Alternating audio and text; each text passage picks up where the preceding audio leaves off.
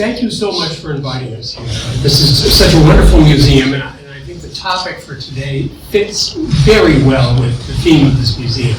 So it's really a privilege to be able to come here and talk to you.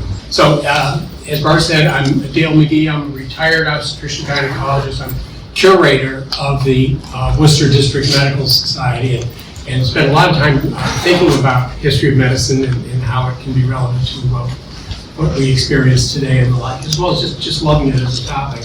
And Sande Bishop is someone who I've known for decades. She's a medical historian. Her husband was a cardiologist, and she was a real friend of the Worcester Medical Society, doing a history of medicine column for us for at least 10 years. And during that time, with her relationship with the staff of the Worcester Medical Society, was able to undertake this project as well. And so perhaps you can tell us how this all started. At the District Medical Society, the director there, Joyce Cariglia, said one day when I was just in there with the other work that I'd been doing, she said, "Did you know we had this old box that's full of old papers that nobody's ever looked at?" And she pulled it out of the back of the closet. It's this book box right here. I'm delighted to see it again. I haven't seen it in a decade or so. It's kind of nice to make its acquaintance again. But inside it were more than 400 papers that were written by physicians between 1834 and 1844. And they were the case histories. They were all very carefully folded up, tied up with red ribbon, and folded in the book. This became their database. They would go back to it when they wanted to look things up and statistics and so forth. So I translated or transcribed all of the 400 papers, and I enjoyed doing it, and it was fun, and didn't think anything more about it. And then a number of people said, "But Sandy, you're the only body that's ever read all of these papers. You need to do something with it." So that's when I started writing the book, and it was just great fun to try to pursue all the different leads that I could with the doctors. So imagine going through 400 handwritten notes that look like this. One of the better ones right here, but nonetheless, quite a task. And you took all this information. You did more than transcribe it, and so you organized it. And you basically, in developing the book that you've written, were able to take all these different case histories, which were all over the place, and organize them into different topics like education or midwifery or the like, so that they had she could compile these things and give us a picture of just what it was like to practice medicine where the Union Medical Association was. Now, tell me a little bit about the Union Medical Association. The Union Medical Association was a group of doctors who they were extraordinarily well educated compared to most physicians of the day, and they wanted to get together to get help from each other. They would present a case and then they would discuss it, and they also talked a lot in their papers about the camaraderie of getting together. They formed a very formal set of rules. They would meet on the Monday following the full of the moon. That was done for a practical reason. They didn't have street lights. It was much easier to get home at night when you had a full moon. And they were required to give a presentation with each meeting once a month, and they went in alphabetical order, and if you did not have a paper, you were fined all of 25 cents, and they worked very hard to make sure that they didn't have to pay that fine. And just to give you a sense as to the area these people are dealing with, these doctors they mostly met in Mendon. Here's where we are right now in Webster. And Webster was consolidated as a town in 1832, I believe. Population roughly 1,500 or so. These doctors served this entire area around here, and even though they may have been practicing in this area or down here, would make their way to Mendon once a month by horseback or by carriage. So that was really a remarkable thing for them to be able to do. These doctors, they covered a lot of ground. They very often would talk about going 45 to 50 miles to, this is by horseback and buggy, to make their house calls. Often covered more than 100 miles in a day. I mean, they really worked very hard. These were mill towns, and as you come from here, you know this was sort of the start of the American Industrial Revolution with the mills. So it was a fairly prosperous area too. It could probably support more doctors than many areas. There were a lot of transitions going on. So these people were in the middle of the beginning of the Industrial Revolution. And so the thinking, the framework was starting to creep into the rest of society as well. The concept of manufacturing things in a standard way, of looking at the product and everything was affecting the way people thought. Critical thinking regarding how things turned out. Sande can tell you a little bit more about the type of medicine they were practicing, but when they started, they were at the tail end of the old medicine that was being practiced, the so-called heroic medicine that was in place at that time. And they were just at the edge where things were going to start to change, and it was doctors like them that were making it happen. These were all members of the Worcester District Medical Society. They had quite a trip to get up there to go to a meeting, but they also wanted more. The Worcester District Medical Society would credential doctors. There was no licensing bureau then, and so if you were going to be credentialed, it would be by a group of your peers. And the Worcester District Medical Society was a credentialing organization, so they would examine doctors. They would hold educational meetings, but maybe once a year or so. They were beginning to collect books so that they would have a library for people. And so that's what the Worcester District Medical Society wanted. The doctors who belonged to this Union Medical Association, in addition, were more intense. And so they felt the Worcester Medical Society didn't meet often enough. They needed to spend more time studying and less time drinking. A lot of them were pro-temperance movement people. They were an interesting group of people. They were abolitionists. They were very involved in their communities, on school committee, on running for state office, being treasurer of their community. They were embedded in their communities as well, and very committed. But talk to us about medicine in those days, heroic medicine.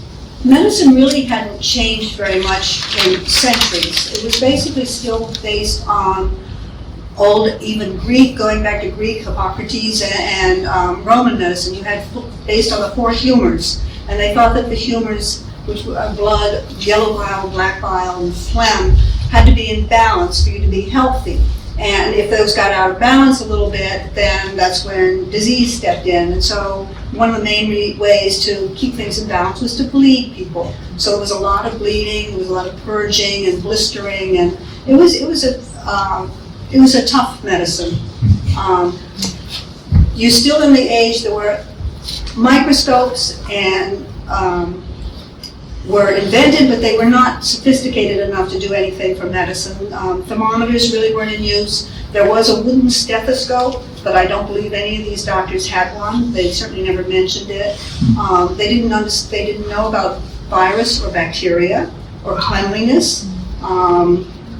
So as a matter of fact, there's one famous story of when Oliver Wendell Holmes suggested maybe doctors should wash their hands before they saw a patient. And there was an uproar against him. They said, but doctors are gentlemen, they have clean hands. So medicine was still really on the cusp. And as a result, people were beginning to rebel against this heroic medicine. So in this period of time, you probably have more different forms of medicine than almost any other time in history. We had homeopathy, we had hydropathy, which was water cures.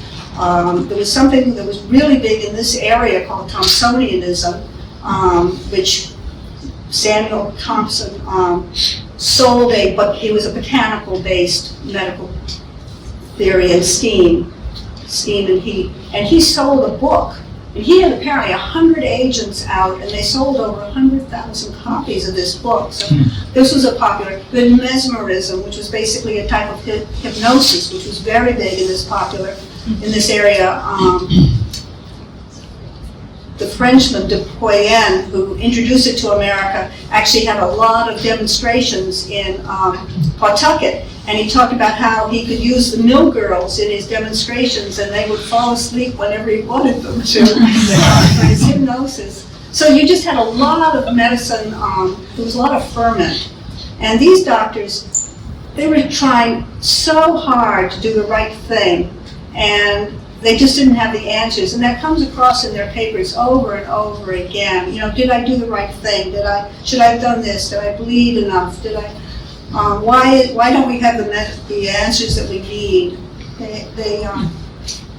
These papers, I think, were really unique and should be really important to scholars because they're very honest. They were reporting exactly the problems that they were dealing with. When you get the more famous doctors like Oliver Wendell Holmes or Benjamin Rush, they knew that what they wrote was going down in posterity. So they didn't necessarily say, I don't know that, you know, whereas these doctors did.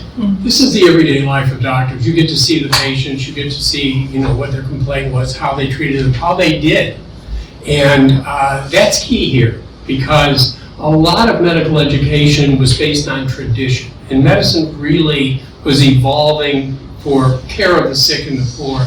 It had perhaps more to do with religion and the idea that your behavior in some way may have resulted in what was going wrong with you.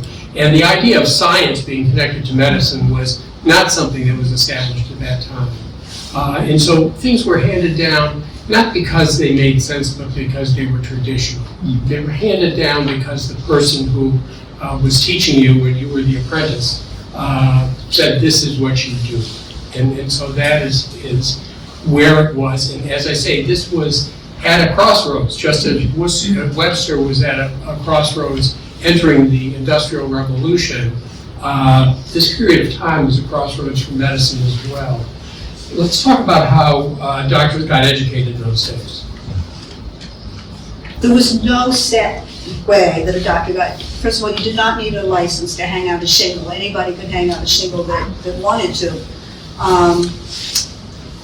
There was a man at Old Sturbridge, a gentleman at Old Sturbridge Village. I did not know him, but he did a lot of research. His name was Barnes Risneck, and he studied a period of about 50 years that overlaps this and compiled a lot of statistics. And he followed 215 practicing physicians in Worcester County, not here, but it's close enough. And there were only about 30 doctors that had both a college and a medical school education out of those 215. And 4 of those were members of the Union Medical Society. They were extraordinarily well educated. So you could just go out and could apprentice. An apprenticeship was usually for 3 years. You paid the physician you were apprenticing with about $100 a year, you seem to be. You boarded with the doctor, and so you could pay part of that in kind, like chopping wood or looking after the doctor's horse and so forth. And some of the doctors actually complained that they thought they were being used more for cheap labor than they were learning medicine. So you could just do an apprenticeship and consider yourself a doctor. You could go to college, you could go to medical school, you could go to one or the other, you didn't have to go to both. Dr. Metcalf, the one you saw with the beautiful handwriting, actually went to Harvard Medical School, and he left he liked to write everything down, and he left a wonderful diary of his time at Harvard Medical School. It was a 2-year program. The second year was absolutely the same as the first, verbatim. He said even the jokes were the same. The schools were proprietary, and they were out, basically they were there to make money. If they could get enough students to make it worthwhile, then the professors would come. You paid each professor individually. You didn't pay the school. So each want-to-be doctor would pay, and it depended for the semester would be anywhere from $10 to $20, depending on the fame of the physician. Dr. Warren at Harvard was the highest I saw. He got about $20 a semester from each student. So. There were the other key things here that we take for granted today. I mean, the notion that it's hard to get into medical school hardly needs to be brought up. Wasn't the case then. Basically, if you showed up, you got in. And there are a number of things that just don't make sense to us. You didn't need a high school diploma to take the coursework. And if you went to medical school and got their certification or series of certificates from taking the courses, you didn't necessarily see a patient at all. And so it was your option to seek an apprenticeship or some other exposure to patients so that you can get some practical knowledge. That was not conferred in the medical school. So when we say that well over half of the doctors only had an apprenticeship and considerably less than half went to medical school, the people who were the apprentices may have had a more intense education at that time. It was in later years that they combined the two. But up until then, I can give you two little stories. One is at the medical school in Geneva, New York, a little bit later in the century. The description of the student body was that the farmers sent the sons in there if they were too dumb to go to law school and too lazy to be farmers. The community was rebelling because the noise that these students made in their classes and everything was just a constant ruckus. Another interesting story was that when the proposal was made at Harvard in 1868, which is quite a ways past where we are here to give written examinations, the faculty rebelled because they said, we are going to lose over half of our students if you do that because they are not going to be able to take a written examination. So not exactly the Harvard Medical School we think of today. And so things were different then by quite a bit with regard to the education. And these people, their hearts were in the right place with the Union Medical Association, and they were doing everything they could to learn as much as they knew about these frailties. So that's, a couple of things. One of the doctors in this group, actually, Dr. Southwick, did his apprenticeship on Cape Cod in Wellfleet, but he didn't do it till quite late. He had been to Brown, and then he went to Bowdoin Medical School, and he applied to be licensed by the Worcester District Medical Society, who said, no, you need an apprenticeship.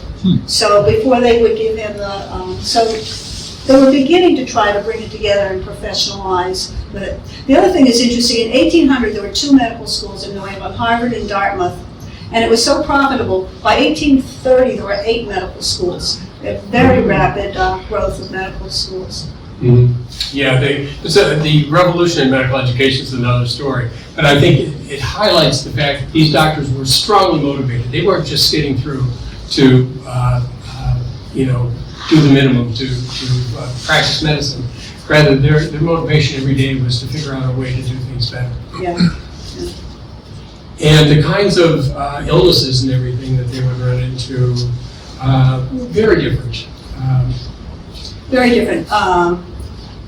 Obviously, if you don't know about contagion, they didn't understand contagion, so they thought that bad air, miasmas and so forth were leading source, but they would really work hard. There were a couple of, because of a lack of cleanliness in terms of food and water and so forth, particularly at the end of summer, you often had a lot of epidemics. It seemed, whenever you read about an epidemic, there would almost always be end of August, early September, when you assume that the water table was low and it was more diarrhea type illnesses would happen. And so the notion here is that the whole idea of infectious disease, the existence of bacteria, the idea that these organisms could be transmitted in the air or through direct contact wasn't known then. And even when, as you say, Oliver Wendell Holmes in 1842 began to propose something is going on here. We don't know what, but if you wash your hands, it won't happen as often. That much you can figure out. And that, took decades to be accepted. It wasn't until Pasteur and the discovery of bacteria and a few other advances with Lister, decades later, that people could assemble a theory and be able to hang these various things together with certain facts and make it work out better. But as you hear the doctors talk in your reports, they know there's something there. There's a difference in their mind between conditions that were transmitted because people touched each other versus conditions that were transmitted because they were near each other and they were traveling through the air in some way. So they were just on the threshold of saying there's something here we're missing. There were we don't know. Few diseases that were immediately recognizable by the doctors. Smallpox, and the vaccine in smallpox was early, and that was one of the true successes in medicine that they had. They recognized measles, mumps, a few things like typhus and typhoid, totally mixed up. Sometimes the doctor would be writing one paper, but he would use the name, both titles to describe the disease. So he obviously had no definition of them. They did with the contagion, when they have a breakout, they would say, it's happening in this neighborhood and it's happening in this neighborhood. So they realized it was happening in isolated places, but they still couldn't figure out how or what to do in terms of preventing contagion. There weren't hospitals in this area. That in the 1830s, the only hospital in this region was what was referred to as the lunatic asylum in Worcester, which was a state-sponsored mental health facility, the first state-sponsored facility of that type. That was it. There wasn't a regular hospital at all. There was no anesthesia. And as you say, the doctors were making their house calls. They were, to try to learn more, recommending postmortems. They said that in this way they could learn and try to do a better job. But imagine a postmortem in the home, because there were no wards, there were no hospitals. And still, they were successful in discussing this with families and performing postmortems on patients who had passed away. There was quite a few. Mm-hmm. And then there's the issue of the medications that they were using. Again, handed down by tradition, and often the effect being that you get some instant thing. You throw up, you have diarrhea, something happens to you, and if you happen to feel better at the end, then maybe it was the medicine that worked. But it was that kind of instantaneous response that in many ways qualified a medication to be used. I think the doctors also, they weren't going to get paid for advice to take it easy. If you vomited or got bled or something like that, they had done something. There was a showable result. They felt faint from being bled or whatever. And they all bled. It was the go-to. It was like taking aspirin and calling in the morning. It was, I'll bleed you. And the only question, it wasn't ever a question of, should I bleed, or very rarely was that question. It was how much. And sometimes, from what part of the body? Should I bleed from the temple, or should I bleed from the wrist? And they would bleed till you felt faint. That was... There were atlases as to where you would bleed someone, depending on what was wrong with them. So that was, even though 50 years before they had discovered circulation and understood that the blood circulated around the body, still that persisted because it was a field that was based on tradition. And the contents of some of these medications weren't always wonderful. You could divide them into two sections too. There were botanical, all the herbs and so forth, which the traditional earlier doctors, I think before this period when they started to try to professionalize, most of the doctors or most of the medications and the healing was often done by what they would call the old grannies. They had their herb gardens, and they knew which plants to treat with what. And so you had a large tradition of herbal medicines and botanical good. And then you had a lot of chemical things like arsenic and antimony and Mercury. a lot of mercury. Yeah. Something referred to as the blue pill, which contained mercury, and actually Lincoln was taking the blue pill. At some point, he suspected that it was not making him well and stopped taking it. But it's interesting that the traditional medicine was the most prominent people were given the same treatment. And again, going with bleeding, George Washington, I'm not a resident of Worcester, Worcester was bled for his upper respiratory infection. And some estimates are that he was bled 80 ounces by his doctors and passed away shortly after that. There's legitimate concern that that might have been behind it. But the bleeding was quite intense. There, in your report, there's a report of a childbirth where the delivering doctor wanted to reach in and turn the baby around. And the mother could not relax enough for him to do it, so he began bleeding her. And eventually he bled her to the point where she no longer was able to resist, and he was able to turn the baby around and get it delivered. But that was the extreme to which some of these treatments occurred. And that sets, that is why these alternative medicines, where people want to call someone, they want someone to take care of them, but they don't want to die. And so the botanicals and the water treatments and the mesmerism, maybe it didn't work, but probably it didn't kill you. And it was much more comfortable than some of the other treatments. Right. Your story, though, is a good lead-in. One of the other major things happening in medicine at that time was the battle between midwives and physicians. Until that time, delivering of babies had always been in the hands of the midwives. If the midwife ran into a difficult delivery, she was smart enough to know it and would get a physician, but most of the deliveries were.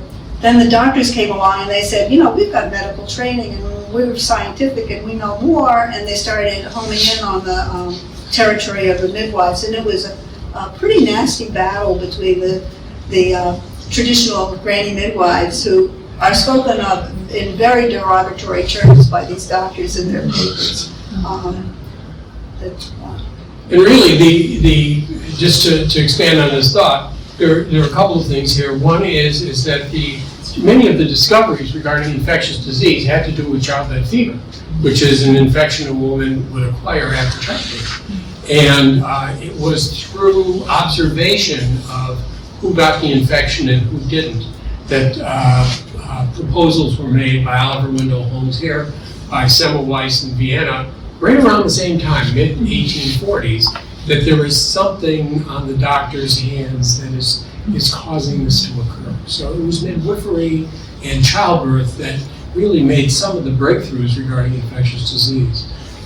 In her book, Laura Thatcher Ulrich, The Midwife's Tale, Martha Ballard was the midwife that the story is about, and Ulrich had Thatcher had the statistic. I think the midwives, the death rate was about 2%, and in the doctors it was about 25%.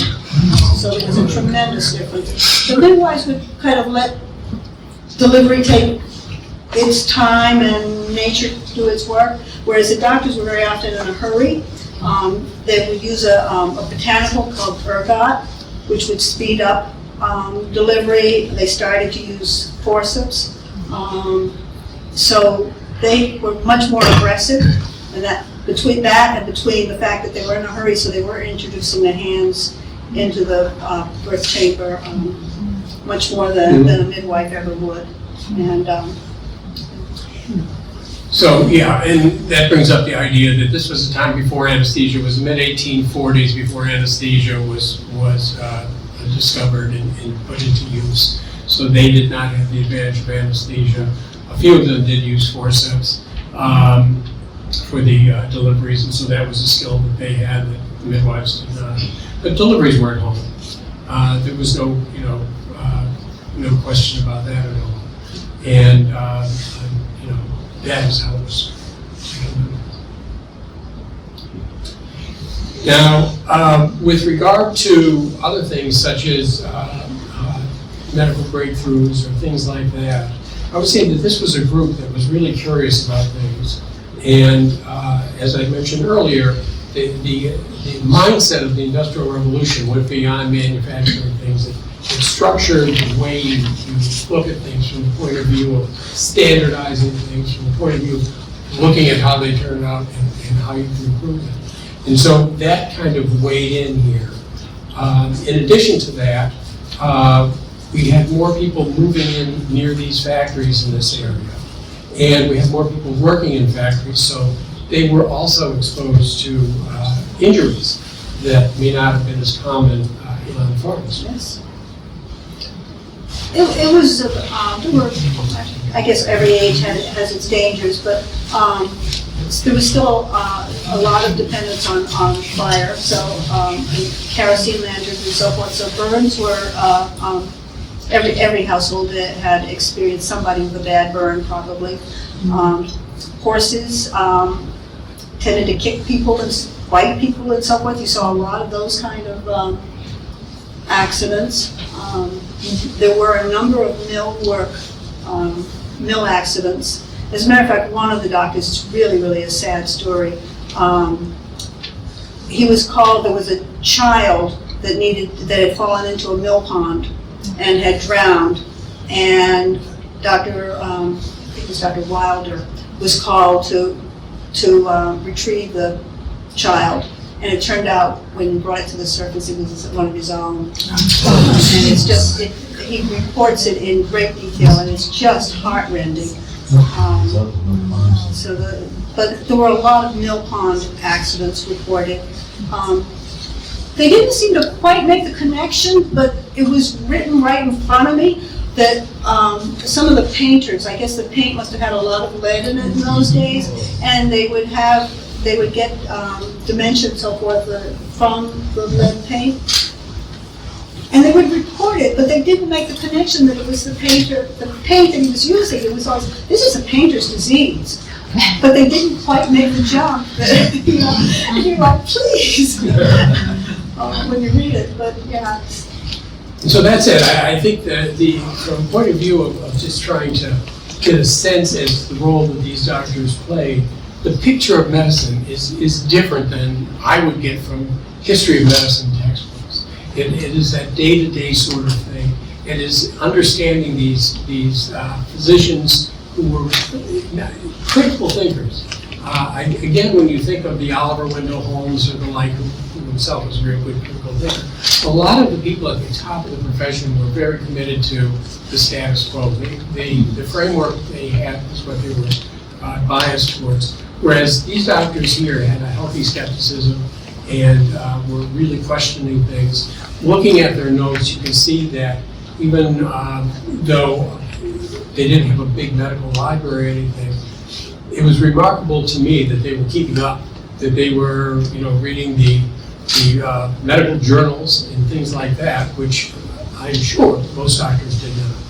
And were, again, trying to do their best to improve the care that they delivered. They imported books from England and Scotland mostly, all the latest medical books. They really did try very hard to keep up. And they were very skeptical of, sometimes almost cynical about medicine of today. Why can't I cure? Why, what do I need to do?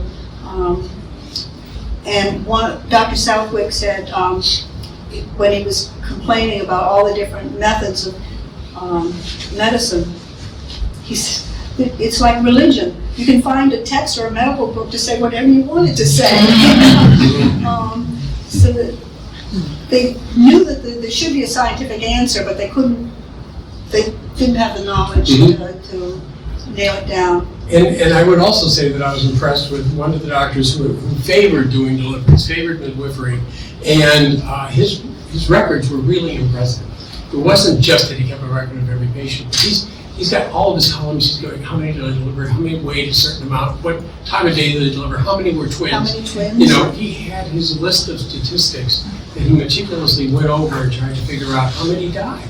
And here the death rate was in the 1 or 2% range. It hadn't hit those very high rates that you would find in places where He was also very conservative. I think he was almost a male midwife when he came to delivering babies. Right. Yeah, a number of times the doctor would ask if they could take home the box with them because they were trying to study something and they wanted to go through and read all the cases. Not as easy as having a computer at your fingertips, but it worked. And even so, I mean, you know, just thinking these days how hard it is to get places and the like, to be able to, you know, ride around as far as they did to see just a couple of patients a day, and to go to meetings on top of that and meet till late in the evening and everything was, I think, a remarkable tribute to their dedication. On the other side of the equation is, suppose you're a patient and you want to find the doctor. No phone, no thing like that. You would have to go or send someone to his house, or, you know, see if someone saw them and go searching for them. There was one instance in which they were dealing with a factory injury, as I recall.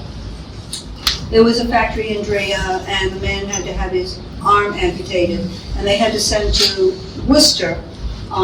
Dr. Green, who was pretty famous in Worcester, came, but it took them 7 hours to send somebody from the accident to Worcester and then to bring the doctor back before the amputation could take place. Meanwhile, they're struggling with that. Yeah. Right. So, just just a very interesting and different time, and allows us to look at just how many things have changed over that time, and just how interesting life was. Talking about the time instance too, there was one of the doctors lived just down the road from a woman who was about to deliver a baby, and she was among the town's poor, and they had a system. Each town had a fund run by the overseers of the poor, and a doctor was paid by the town. A certain doctor would be paid by the town to be the town physician. I think he was paid like $20 a year or something. But the town physician at this point apparently was the whole way across town, whereas Dr. Southwick was just down the street, so he came and delivered. And then he got into a big argument with the town because they refused to pay him. You did have a referral.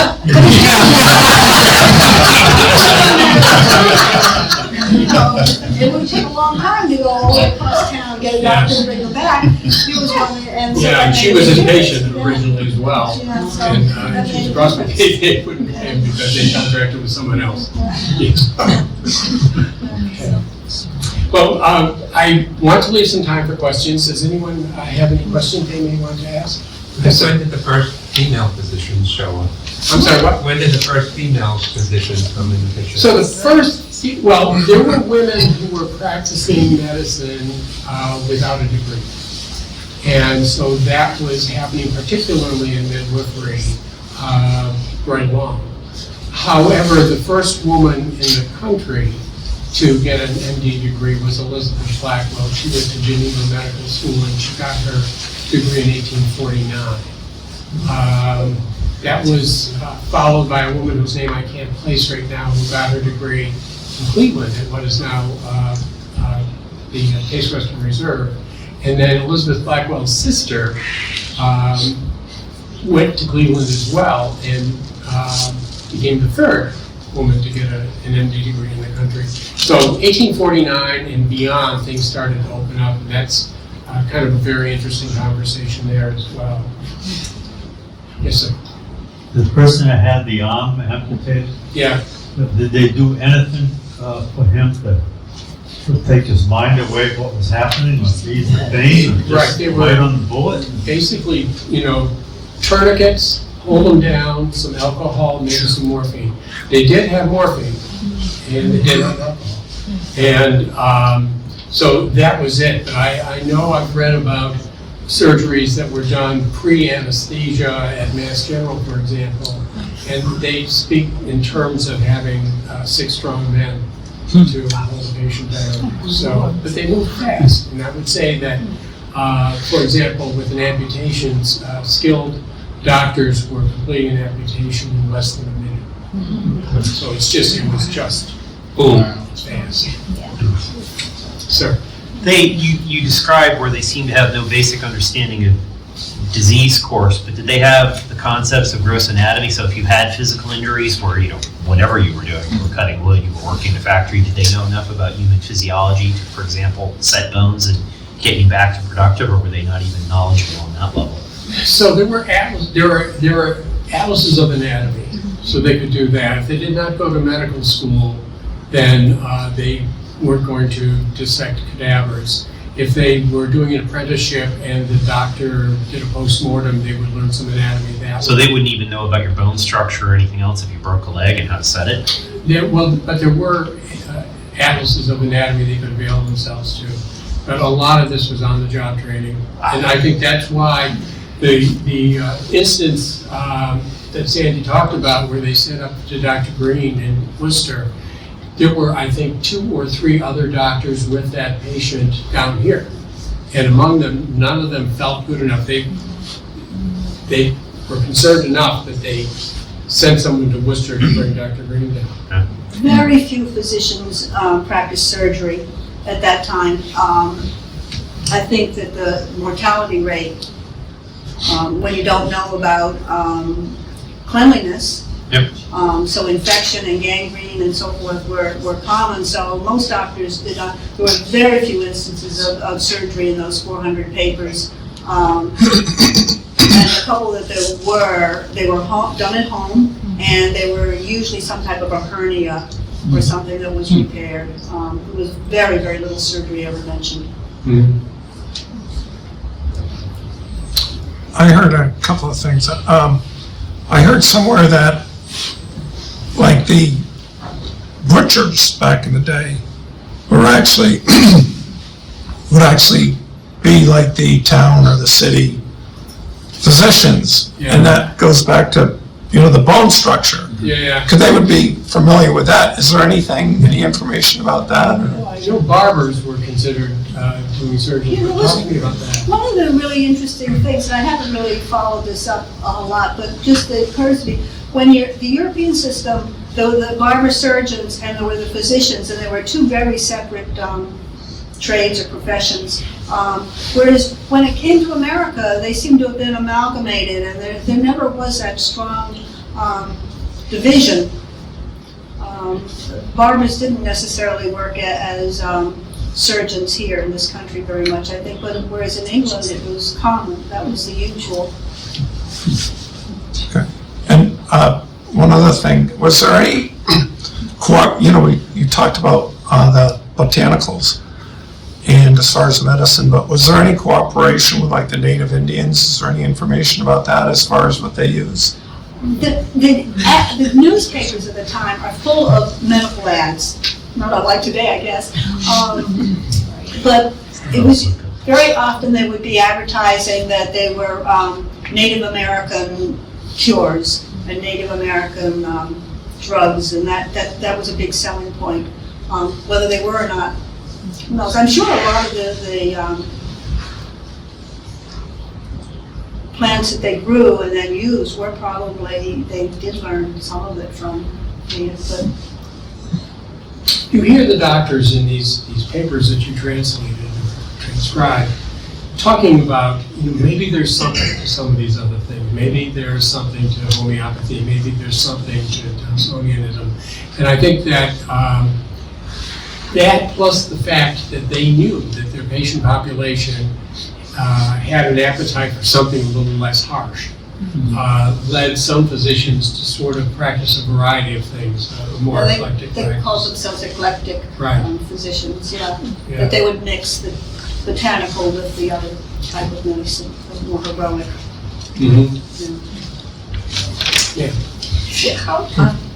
Two questions.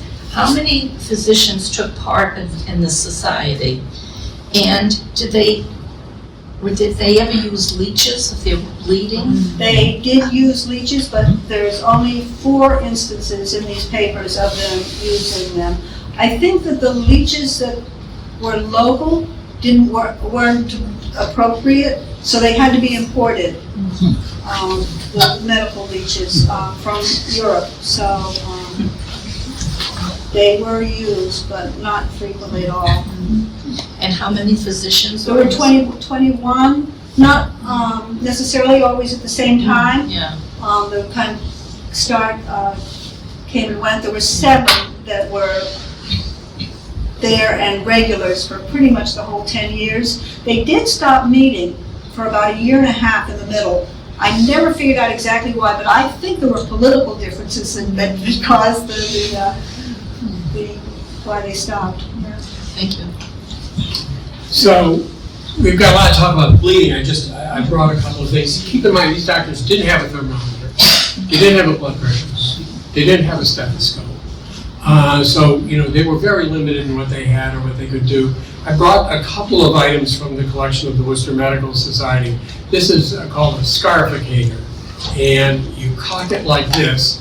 It has 8 blades on the bottom, and you press it against someone's skin. I'll try not to press it on myself. And then you just press this, bang, like that. And the blades come down, sweep across, and go back in. And this will lead to bleeding. This one here is a spring-loaded lancet.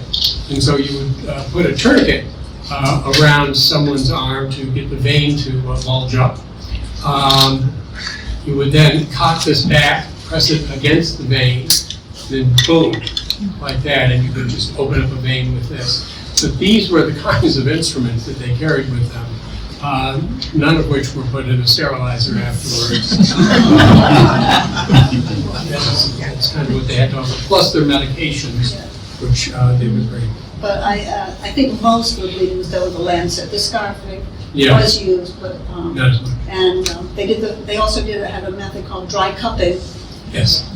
which they would take a glass bottle and put a flame in it, so it would create a vacuum, and then they would put it on the skin, and it would create a. Joel, you Great lectures, thank both of you, thank you so much. These physicians were really quite incredible. I mean, in fact, I worry about what they're going to think of us in 100 years from now. My question is, this was a relatively remote area. Yeah. In Worcester itself, in Boston, were there similar societies and similar boxes? Yeah, I'll go along to a medical improvement society. They would meet regularly, and it was in fact at that medical improvement society in 1842 that he presented his paper on the contagiousness of childbed fever. So there were meetings like that. In Worcester, a little later in the 1800s, there was a medical improvement society. So they did occur. And it's kind of interesting. I mean, today, as you well know, physicians are regulated, and the good part is that sets the bottom. And people are spending a lot of time keeping up with the requirements and crossing the T's and dotting the I's. But here, you get to see the professionalism of doctors who didn't have to do anything. And yet, it was their pride in their profession, their curiosity, their commitment to their patients, and that is what it was. So it is a wonderful snapshot of that. It's also interesting to me in these times where we worry about patient confidentiality and HIPAA and everything, that they never used anybody's names. They just JP or something like that. They were protective in their reports to each other of the identity of who they were talking about. So those were kind of interesting things to me as well. Yeah, most of the papers, there were a few that had a name, but most did not. But otherwise, they started the papers just when you go to the doctor today, they would list the gender, the age, what the presenting symptoms were. Before they went into the discussion, there would always be that few lines of The standard presentation. pretty much like they are today. Yeah. But today we present with, the vital signs and things like that. In those days, they would look in terms of their temperament Yep. and, whether they were hot to touch, whether they had mover. So it was within the framework of the theories that they were operating under that they did their case presentation. It was a terrific presentation, really, really enjoyed it. So just one thing I was thinking of as you were talking about their confusion and their sort of searching around for responses reminded me of COVID. There was that confusion, how you treat it, what causes it, how do we, all those kinds of how do questions. Right. And so I think we being through a period that we can sort of feel this time of changing in medical practice Yeah. and this kind of searching. So I That's a found that nice was analogy. a very, really made this more poignant. And then the other question I have for you, Sandy, is really about the makeup of did you sort of figure out their ages with these younger doctors? What was the demographic of the group? They joined pretty much, well, I think it was a mix. There were a couple that had actually apprenticed with some of the other doctors. And it sounds like it was a fairly closed society. There were 2 or 3, apparently must have been very good physicians that everybody wanted to apprentice with. And then a number of their apprentices would join so I think that the age group was probably went from 20s up to 50s or so. It was a mix, yeah. Also, in those days, average age in lifespan was in the 40s. Many of these doctors, there were a few that lived into their older age, what we would consider older age today, but others were dying in their 40s and 50s. There was one doctor in the system that died when he was in his early 30s and he had young children. It was interesting, doctors did not make a lot of money in those days, and that gentleman that I mentioned earlier from Old Servant Village, Barnes Risnick, he said that the majority of doctors, I don't remember the numbers, he had them, but the majority died in debt. This one doctor that was part of the Union Medical Association who died when he was young, I actually went to the Worcester court and found the probate records, and his wife had petitioned the court to leave her something. He had tremendous outstanding debts, and she had young children and nothing to fall back on, and she was asking for the court to please let her have some of the remaining estate to support her. So That reminds me of the fact that the incredible detail that you went into in doing this book. I mean, she went to the courthouse and looked up the records regarding that. When there was a question regarding someone's medical degree, she contacted Dartmouth to see if they actually went there. I went, everyone that said they came to it went to a medical school. I got in touch, and it was interesting because a couple of them had claimed that they went to, and the medical society accepted their claim that they had gone to college. But when I contacted Bode in particular, was one, they said that the doctor had attended, but he had never graduated. And I'm assuming that was for financial reasons, he just didn't get to go back, but, no, so they all had, if they had been to a college, it was fun to try to track them down. Yeah. Or medical school. Sir. Did we talk about occupational issues today. I happen to be a programmer, which is like one of the safest things you can do. Insurance rates are cheap for workers' comp and everything else. As a practice, were they not understanding disease course and dealing with patients that have TB or any other things that are highly infectious? Did they die younger than their peers as a result of that exposure? Or did their immune systems actually get stronger and they live longer? I don't know the answer to that question. Okay. I mean, there are instances where the doctors caught something from the patient. In fact, when we talk about Semmelweis in Vienna and childbed fever, his aha moment was when he was doing postmortems on every woman who died after childbirth. And he got used to seeing a certain abdominal cavity, which turned out to be a gross infection.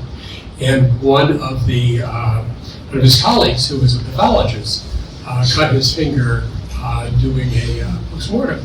He died, and Semmelweis did his post and said, "Oh, he transmitted this, and he caught this from that person." And that is what led him to believe, without even knowing the idea that there's such a thing as bacteria, that you could, by touch, contract something that spread to the rest of your body. Way in the back. Yes, well, part of medical practice today, of course, is malpractice, if you will. Was there, you mentioned court records, was there any indication or any attempt by anyone to affect a suit, let's say, of malpractice against any of these physicians? Not that I found, no. I don't think that that was sort of part of the culture at that stage.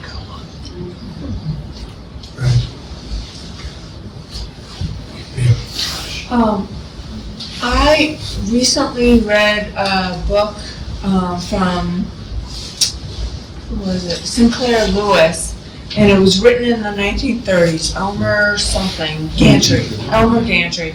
And I was really surprised at how much doctors had to like kind of sell themselves, and how a lot of it was based on their successful experiences with other patients. There was a lot of like gossip around the town and stuff, so you wanted to be known as like a good physician to get more clients. It took him a long time to get a rapport or a clientele, which is I was just amazed, because nowadays it's like you just open up the phone book or computer and look for your doctor and whatever specialty. So I'm just curious about like your finding about. There was one doctor who did write a paper about that, and he was talking about the fact that you couldn't do something that the patient really didn't want. And particularly this came with bleeding. There would be some people who there was one family that he talked about that they did not want their daughter bled, and how he didn't know what to do because his reputation would suffer if he did something that the family really didn't want, but he felt that that's what he should do. So there was a terrible dilemma that he came to the group with and said, what should I have done? And they were really worried about ethics. There were a lot of papers just written about ethics and how to behave. And Dr.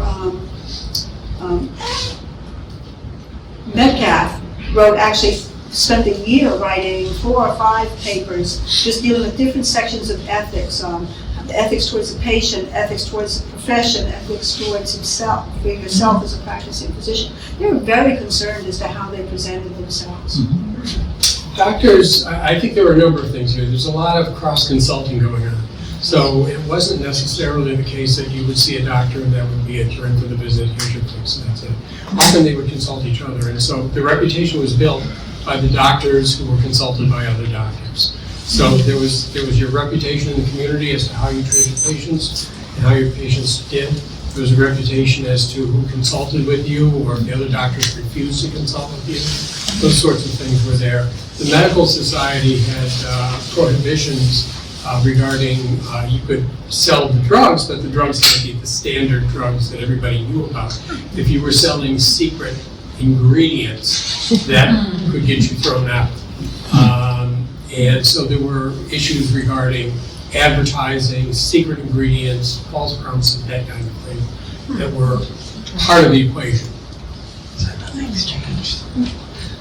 So I'm thinking during the Civil War, there probably were no doctors on the battlefields, and people were just left to die, or were somewhat treated by whoever could do it.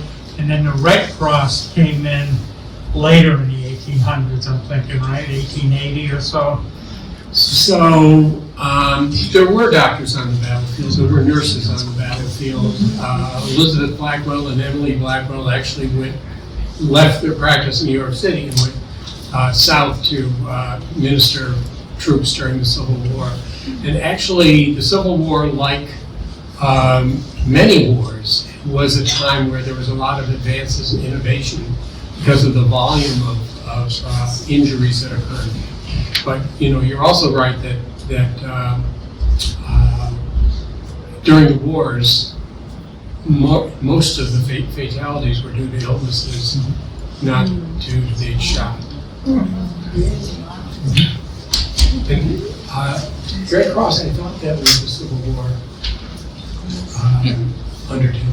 Am I wrong? They had also innovated an ambulance corps, if I remember. They actually had a director about it. I can't remember the gentleman's name. Yeah. And even then, the statistics were amazing. If they got, I think they call it the golden hour, if you got somebody off the battlefield, they had like a 98% survival rate for battlefield injuries, which is mind-boggling when you think what an A ball does to a body.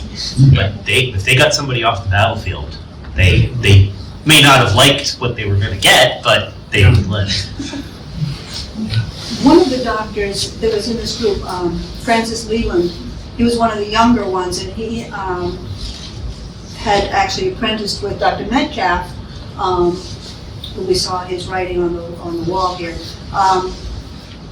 Dr. Leland went to fight in the Civil War as a physician, and he was sort of mentored through it. Dr. Metcalf wrote all of the doctors in the area that went to fight and did things for them at home and sort of acted as a father figure for a lot of these younger physicians that were away. And all of Dr. Leland's letters are actually, back to Dr. Metcalf, are actually in the Antiquarian Society from when he was fighting in the war. And he was injured, but before he was injured, it was kind of just amazing to read this letter and follow across it. On the letter, he was at Harper's Ferry, and he had talked about how when the troops were, when they came into town, apparently it was raining and it was mudslogging, it was just an awful, and then they got there and they all burst into singing John Brown's Body when they came into the town. And they set up a hospital in the courthouse where John Brown had been, and he cut out a piece of the floorboard and he attached it to the letter that is in the Antiquarian Society now, so he's sitting at home. It was amazing.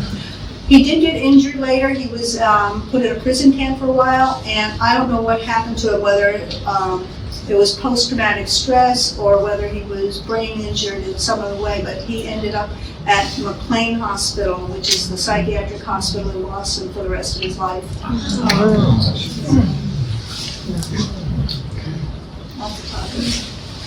What will happen to the papers now? What will happen to the papers now? I believe they're at the Worcester Historical They're at the Historical Society. Society. They've got it right there. That's what you saw earlier. Those are me taking pictures of the actual papers. Wow. Yeah. They're all What was there. also fun about these papers is in the earlier papers, there's no punctuation, and the spelling is really erratic. Even in the same paper, there'll be 2 or 3. And a decade later, everything is uniform, and I couldn't figure out how these doctors, who are obviously very committed to education and so forth, they had made a conscious effort to learn to spell and so forth. And it turns out that Webster published his dictionary. In that period of time, I almost have gotten a dictionary. That's good. The Oxford English Dictionary was the first dictionary, so there was no standardized English before that. And it took like 80 years to do the first Oxford English Dictionary, which traced back to the first use of the word, and that began to standardize the spelling. Wow. Yeah, and you said it was one of the most popular books. It was. Of It the was 19th century. the only book that outsold it was the Bible. Yeah. So we're coming to a close here. Speaking of popular books, we have copies of Sandy's book in the bookstore here. If you wanted to sign a copy, that would be wonderful if people are interested in it. Otherwise, I'd like to thank you all for coming today. Appreciate it. Thank you.